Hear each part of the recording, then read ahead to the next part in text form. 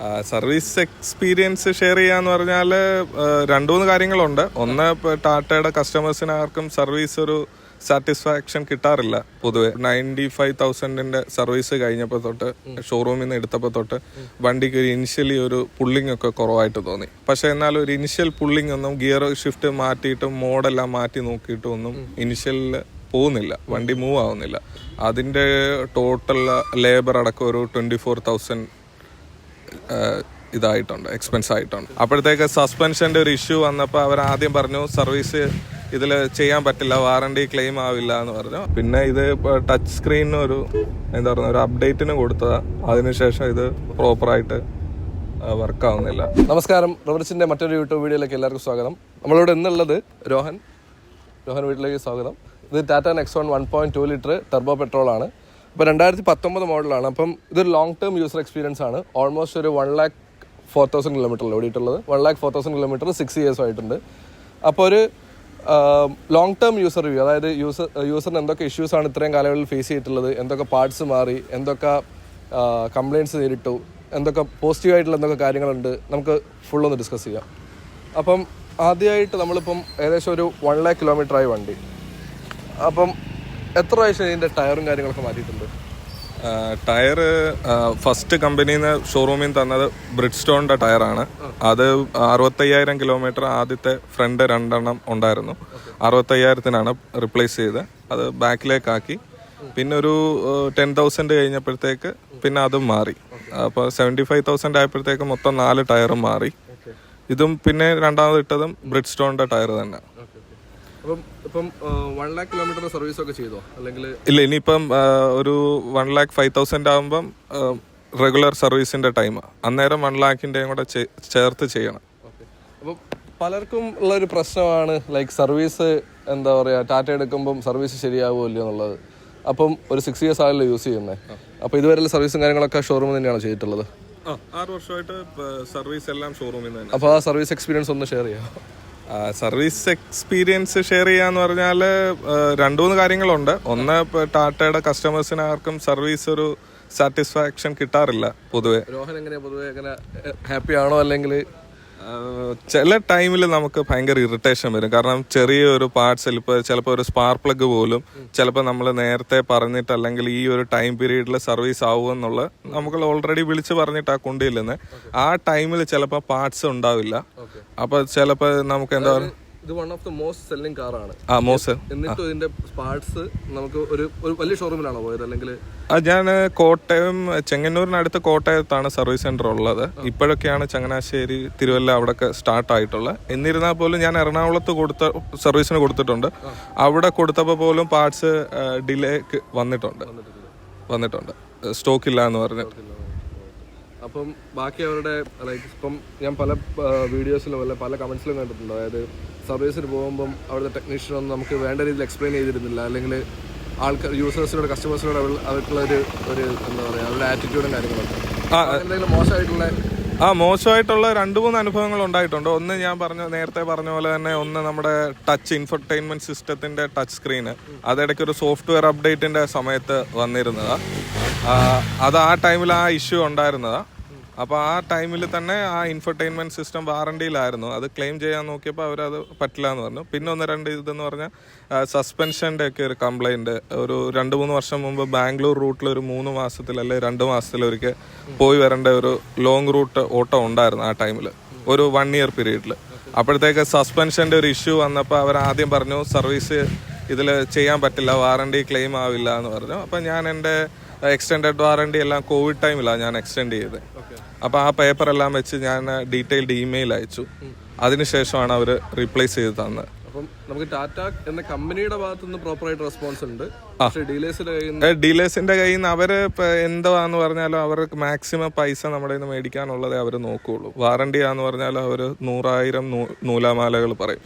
അത് ചിലത് കവറാവില്ല, ചിലത് കവറാവും. അതൊക്കെ നമുക്ക് എക്സ്റ്റെൻഡഡ് വാറണ്ടി അല്ലെങ്കിൽ വാറണ്ടി പോലുള്ള ടൈമിൽ ടേംസ് ആൻഡ് കണ്ടീഷൻസ് ഉണ്ടെന്ന് പറഞ്ഞാലും ഇതൊന്നും സ്പെസിഫൈ ചെയ്തിട്ടില്ല എന്തൊക്കെ മാറും അതുപോലുള്ളത്. ഈ ടച്ചിന്റെ കാര്യം പറഞ്ഞല്ലോ, അപ്പൊ ടച്ച് ലൈക്ക് അത് ഏത് കൊല്ലം മുതലാണ് വർക്ക് ചെയ്യാതായത്? അത് 2024 തൊട്ട് ഇടയ്ക്കിടയ്ക്ക് എന്ന് വെച്ചാൽ നല്ല ചൂടിൽ നല്ല വെയിലത്ത് വണ്ടി ഇട്ട് കഴിഞ്ഞിട്ട് പിന്നെ എടുക്കുമ്പോൾ ആദ്യം ഒരു പ്രോബ്ലം ഉണ്ട്. പിന്നെ കുറച്ചൊന്ന് കൂളായി കഴിയുമ്പോഴാണ് പിന്നെ ഒന്ന് ടച്ച് പാഡിലേക്ക് ഇതാവുന്നത്.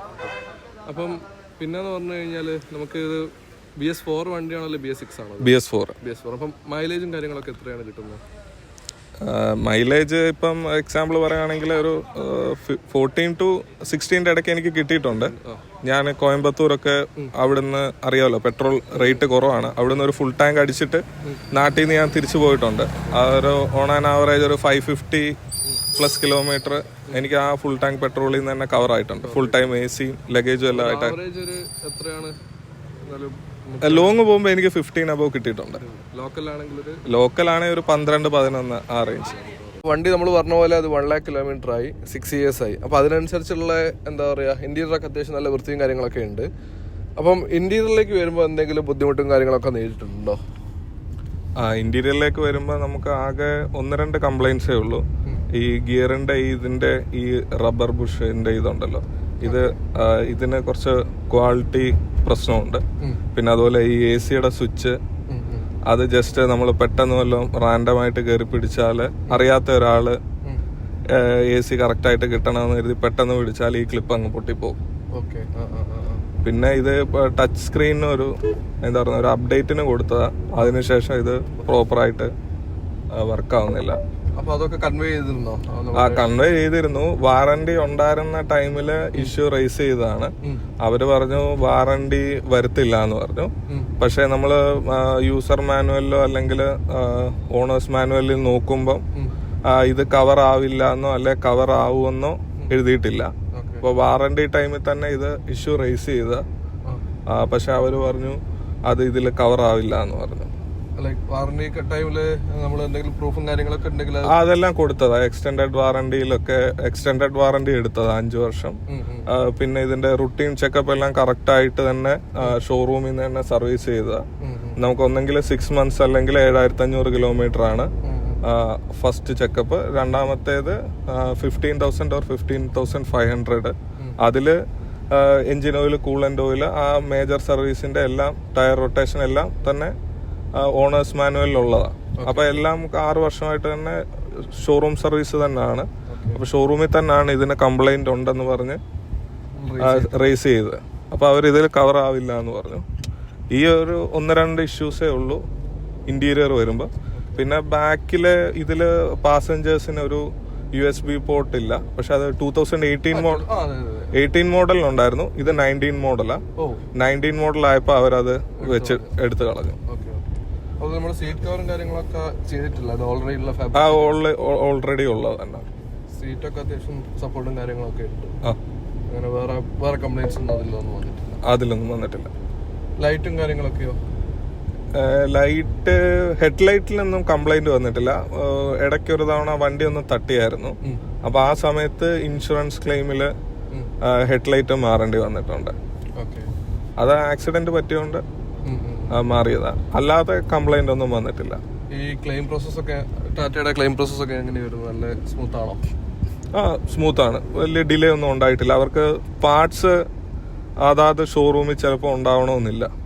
ഈ ഓരോ ഇയർലി ബൈ ഇയർലി ഈ മോഡൽസ് അപ്ഗ്രേഡ് ചെയ്യുന്നതുകൊണ്ട് പാർട്സ് ചിലപ്പോൾ അവൈലബിൾ ആന്റെ ഒരു ഡിലേ ഉണ്ട് അതാത് ഷോറൂമില്. അതൊന്ന് വരേണ്ട താമസമേ ഉള്ളൂ. ഈവൻ കൊച്ചിനിലാണെങ്കിൽ പോലും. ആ സമയത്ത് നമുക്ക് എന്തെങ്കിലും സ്റ്റാൻഡ് ബൈ വണ്ടിയൊക്കെ അവര് പ്രൊവൈഡ് ചെയ്യുമോ? ഇല്ലില്ല, പ്രൊവൈഡ് ചെയ്തിട്ടില്ല. എനിക്ക് ഒരു തവണ ഒരു മേജർ ആക്സിഡന്റ് പറ്റിയിട്ട് ഒരു 40 days-ഓളം ഇത് ഷോറൂമിലായിരുന്നു. ഓൾമോസ്റ്റ് വണ്ടി നേരത്തെ പറഞ്ഞ പോലെ 1 lakh കഴിഞ്ഞു.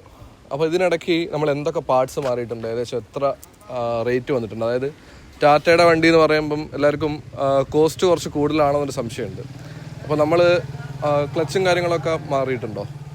ക്ലച്ച് നേരത്തെ മാറിയതാ, വാറണ്ടിയിലാണ് മാറിയിട്ടുള്ള. പിന്നെ മാറിയത് എയർ കംപ്രസർ മാറിയിട്ടുണ്ട്. അതിന്റെ ടോട്ടൽ ലേബർ അടക്കം ഒരു 24,000 ഇതായിട്ടുണ്ട്, എക്സ്പെൻസ് ആയിട്ടുണ്ട്. 1 lakhല് എന്തുകൊണ്ടാണ് അങ്ങനെ വന്നതെന്തെങ്കിലും അവർ പറഞ്ഞോ? ഇല്ലില്ല, ഒന്നും പറഞ്ഞില്ല. എനിക്ക് ഇനിഷ്യലി ഇടയ്ക്ക് ഒന്ന് ഒരു 95,000 സർവീസ് കഴിഞ്ഞപ്പോൾ തൊട്ട് ഷോറൂമിൽ നിന്ന് എടുത്തപ്പോൾ തൊട്ട് വണ്ടിക്ക് ഇനിഷ്യലി ഒരു പുള്ളിങ് ഒക്കെ കുറവായിട്ട് തോന്നി. പിന്നെ AC പ്രോപ്പറായിട്ട് വർക്ക് ചെയ്യുന്നില്ല എന്നൊരു ഇതുണ്ടായിരുന്നു. പക്ഷെ എന്നാലും ഒരു ഇനിഷ്യൽ പുള്ളിങ് ഒന്നും ഗിയർ ഷിഫ്റ്റ് മാറ്റിയിട്ടും മോഡെല്ലാം മാറ്റി നോക്കിയിട്ടും ഒന്നും ഇനിഷ്യലിൽ പോകുന്നില്ല, വണ്ടി മൂവ് ആവുന്നില്ല. അന്നേരം ഒരു ഇതുപോലെ തോന്നിയപ്പം ഞാൻ സർവീസ് സെന്ററിൽ കൊടുത്തപ്പോൾ അവർ പറഞ്ഞു ഇതിന്റെ AC കംപ്രസർ പോയതാ എന്ന് പറഞ്ഞു. അപ്പൊ അന്നേരം അത് റീപ്ലേസ് ചെയ്ത് അതിന്റെ ലേബർ അടക്കം 25,000. അത് അതിന് പാർട്സ് ഉണ്ടായിരുന്നോ അല്ലെങ്കിൽ? അതും ഞാൻ എറണാകുളത്താണ് അത് കൊടുത്തത്. അതൊരു 3 ദിവസം എടുത്തു. 3 ദിവസം എടുത്തു. ഓക്കെ. അല്ലാതെ വേറെ എന്തെങ്കിലും ബ്രേക്ക് പാഡ് കാര്യങ്ങളൊക്കെ? ബ്രേക്ക് പാഡ് 1 lakh കഴിയുമ്പോൾ മാറേണ്ടി വരുമെന്ന് ഓൾറെഡി പറഞ്ഞിട്ടുണ്ട്. ഇതുവരെ മാറിയിട്ടില്ല. ഓക്കെ. അല്ലാതെ വേറെ എന്തൊക്കെയാണ് ഇപ്പോൾ ആഡ് ചെയ്യാനുള്ളത്? നമുക്ക് വൈപ്പറൊക്കെ പിന്നെ ഇടയ്ക്കിടയ്ക്ക് പ്രിവെന്റീവ് മെയിൻ്റനൻസ് ആയിട്ട് മാറുന്നത്. വൈപ്പർ സ്പാർക്ക് പ്ലഗ് ഒക്കെ ഓണേഴ്സ് മാനുവലുള്ള 15,000 കിലോമീറ്റർ കഴിയുമ്പോൾ തന്നെ മാറണമെന്നുള്ളത്, അതിലെല്ലാം ഇത് മാറുന്നതാണ്. വേറെ പിന്നെ വാറണ്ടിയിൽ തന്നെ ഇടയ്ക്ക് ഒരു സസ്പെൻഷന്റെ ഒരു ബുഷിന്റെ ഒരു കംപ്ലൈന്റ് വന്നു. അതെല്ലാം ആ ടൈമിൽ തന്നെ മാറിയത്, വാറണ്ടിയിൽ ക്ലെയിം ആയതാണ്. വേറെ അങ്ങനെ മേജറായിട്ടൊന്നും അങ്ങനെ മാറിയിട്ടില്ല. ഈ കംപ്രസറും ഈ സസ്പെൻഷന്റെ ബുഷുമാണ് മെയിൻലി മാറിയിട്ടുള്ളത്. അപ്പം ഇതിപ്പം പിന്നെ ലെഫ്റ്റ് വീൽ ആക്സിലിന്റെ ഒരു ഇത് നേരത്തെ ഒരു ആക്സിഡന്റിൽ പറ്റിയപ്പം അത് മാറിയിട്ടുണ്ട്. അപ്പോൾ ടാറ്റ ഇപ്പം ഈ ഒരു മോഡൽ പറഞ്ഞിട്ട് ഓൾമോസ്റ്റ് 6 years ആയി. അപ്പോൾ ചിലപ്പോൾ ഈ ഒരു വീഡിയോ ഏറ്റവും കൂടുതൽ യൂസ് ആവുക ഒരു സെക്കൻഡ് യൂസ്ഡ് മാർക്കറ്റിൽ ആയിരിക്കും. അപ്പം അവരോടൊപ്പം എന്താ പറയാനുള്ളത് വണ്ടിയുടെ കംഫോർട്ടും കാര്യങ്ങളൊക്കെ പറ്റി? വണ്ടി കംഫോർട്ടാണ്. ഞാൻ നേരത്തെ എൻ്റെ ഒരു കസിൻ ഉണ്ടായിരുന്നു, ആ വണ്ടിയിൽ കൊച്ചിനപ്പുറത്ത് ആലുവയിൽ ഒരു മാരേജിന് പോയപ്പം അന്നൊന്നും ഞാൻ വണ്ടി ഓടിക്കില്ല. അപ്പോൾ ജസ്റ്റ് ഒരു ഡ്രൈവറായിട്ട് പാസഞ്ചർ സീറ്റിലിരുന്ന് ട്രാവൽ ചെയ്ത അപ്പോൾ നല്ല ഒരു എക്സ്പീരിയൻസ് ഉണ്ടായിരുന്നു. ഞാൻ ഓൾറെഡി ഹൈറ്റുള്ള ഒരാളാണ്. അപ്പോൾ എനിക്ക് ഇരിക്കാനും ഒരു കംഫോർട്ടെല്ലാം തോന്നിയോണ്ടാണ് ഞാൻ ഈ കാറിലേക്ക് വന്നത്. അപ്പോൾ എൻ്റെ ആ ഒരു യൂസർ എക്സ്പീരിയൻസ് നല്ലതാണ്, നല്ല കംഫോർട്ടും കാര്യങ്ങളും എല്ലാം തരുന്നുണ്ടായിരുന്നു. ഫേസ് ലിഫ്റ്റ് ചെയ്യുന്നുണ്ടോ നെക്സ്റ്റ് ടൈപ്പ് 2ലേക്ക്? ഇപ്പം ഇല്ല, അറിയില്ല. ഇനി ഓരോരുത്തരുടെ ഇത് താല്പര്യമല്ലേ. അപ്പം 1 lakh കഴിഞ്ഞതുകൊണ്ട് ഇനി ഇത് ചേഞ്ച് ചെയ്തിട്ട് വേറെ എടുക്കണമെന്നുണ്ടോ അല്ലെങ്കിൽ ഇത് കണ്ടിന്യൂ ചെയ്യണം? എന്താണ്? ഇത് കൊടുക്കണമെന്നില്ല. ഇനിയിപ്പോ ഏതെങ്കിലും വണ്ടി എടുക്കുകയാണെങ്കിൽ അത് ഇരിക്കട്ടെ. ഇനി ടാറ്റയാണോ എടുക്കുക അല്ലെങ്കിൽ വേറെ വണ്ടി കൺസിഡർ ചെയ്യോ? അല്ലെങ്കിൽ വേറെ ഒരാൾക്ക് സജസ്റ്റ് ചെയ്യോ? ടാറ്റ ഞാൻ സജസ്റ്റ് ചെയ്യും. പക്ഷെ ഇവര് ഈ സർവീസും ബാക്കി കാര്യങ്ങളും ഒക്കെ കുറച്ചുകൂടെ ഒന്ന് ഇപ്പൊ നമ്മളൊരു റിപ്ലൈ അല്ലെങ്കിൽ ഒരു ഇത് ചില ഒരു എന്താ പറയുന്ന ഒരു ക്രൂഷ്യൽ ടൈമിൽ ചിലപ്പോൾ നമ്മൾ മെയിൽ അയക്കുമ്പോഴായിരിക്കും നമുക്ക് റിപ്ലൈ വരുന്നത്. പ്രോപ്പറായിട്ട് സർവീസ് ചെയ്യുന്നൊരു ഇത് ഉണ്ടാവണമെന്നില്ല. അതേ ഉള്ളൂ. ടാറ്റ വണ്ടിയിൽ ഞാൻ ഇത് ചെയ്യും. ക്വാളിറ്റി വൈസ് എല്ലാം നല്ല ഇതാണ്. അപ്പോൾ ഇത്രയും കാര്യങ്ങൾ നമ്മളുടെ വീഡിയോയിൽ ഷെയർ ചെയ്തതിന് നന്ദി. Thank you. അപ്പം വീഡിയോ എല്ലാവരും ലൈക്ക് ചെയ്യുക, ഷെയർ ചെയ്യുക, സബ്സ്ക്രൈബ് ചെയ്യുക.